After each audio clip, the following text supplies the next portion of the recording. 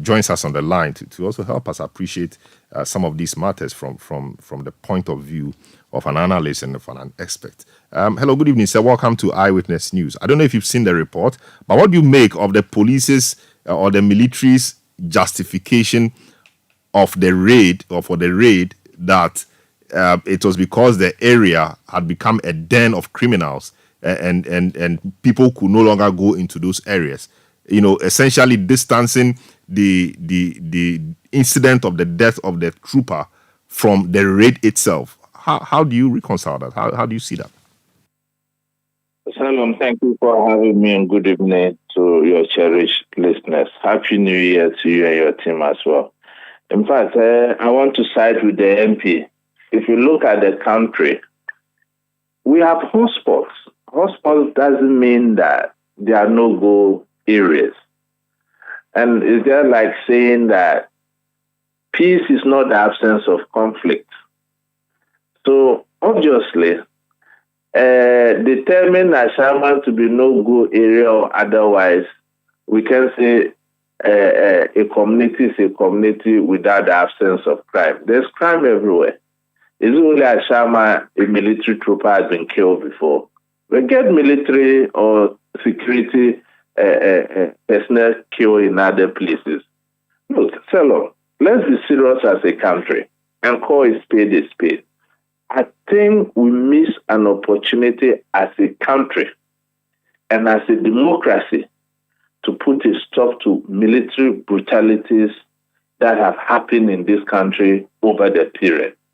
What we have simply done is to arm the military and at West to empower them to believe in themselves they are the law and can determine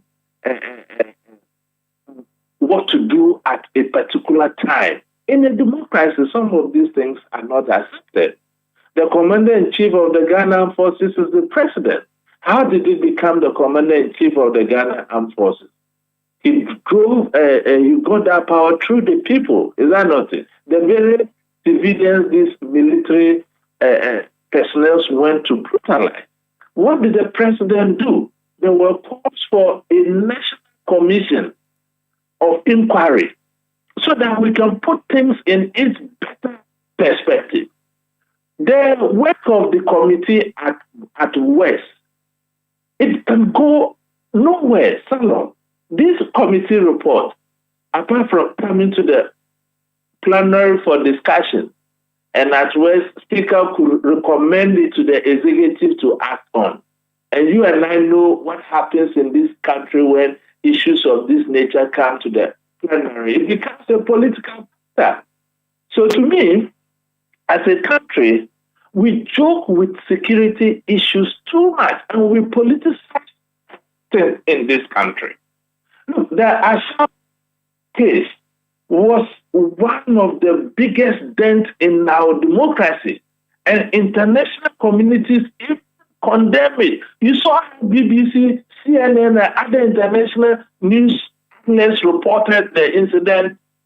And what we are sitting here today as a country is to discuss a report that have no legal effect from the Committee of Interior, Defense and Intelligence of Parliament.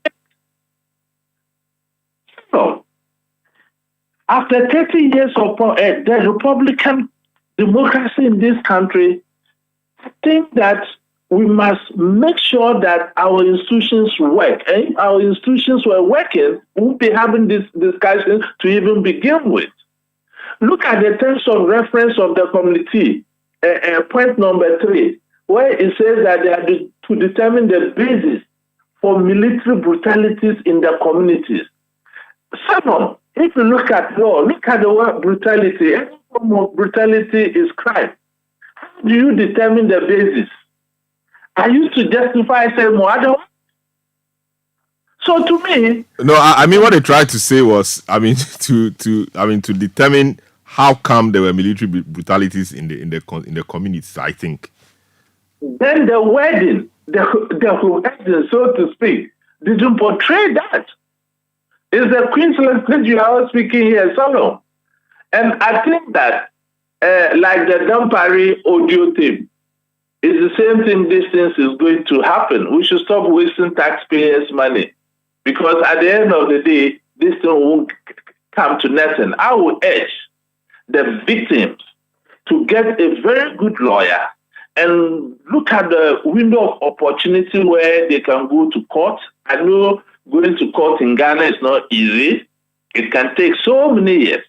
But the wheel of justice grinds slowly, so that they can get some form of compensation for these victims. You know, a lot of them have lost their lives. Some are even breadwinners. And as usual, this very report is trying to justify why the military entered Ashaiman. In a democracy, what business has the military got in such communities? And the committee indeed condemned that. So I think we are happy the committee condemned that. I think there'll be opportunity to digest the report, into greater detail, and I'm happy that you'll be available, hopefully to deal with that. Yes. Beyond condemnations, what happened? Yeah, so there are recommendations, compensation, and all of that have been listed. So I read out the recommendations as they've been spelled out here.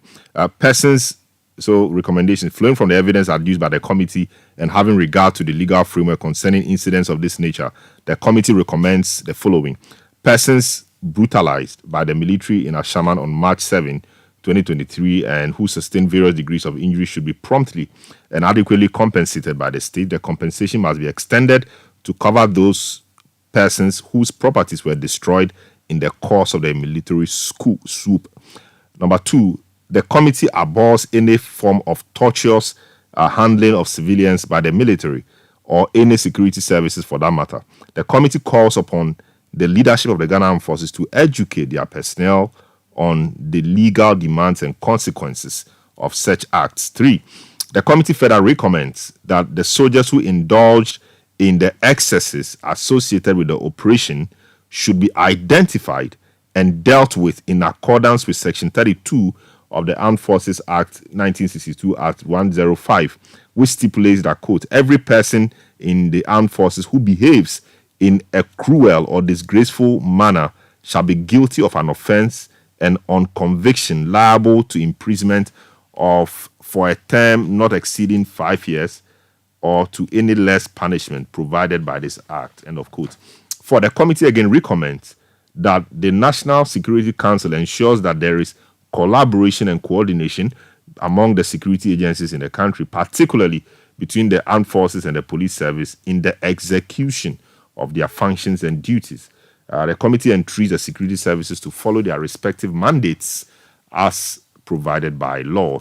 The committee emphasized that the involvement of the military in internal security operations must be a last resort. The police service must in all instances be the lead agency in internal security operations. The effective coordination of intelligence must be promoted at the National Security Council level to prevent the recurrence of such excesses. The committee finally also recommends that the armed forces work towards improving their relationship with the public to engender trust and confidence in the populace. So essentially, that is what the committee has recommended. I think it falls largely in line with what we've been talking about. Thank you so much, security analyst Emmanuel Cttee.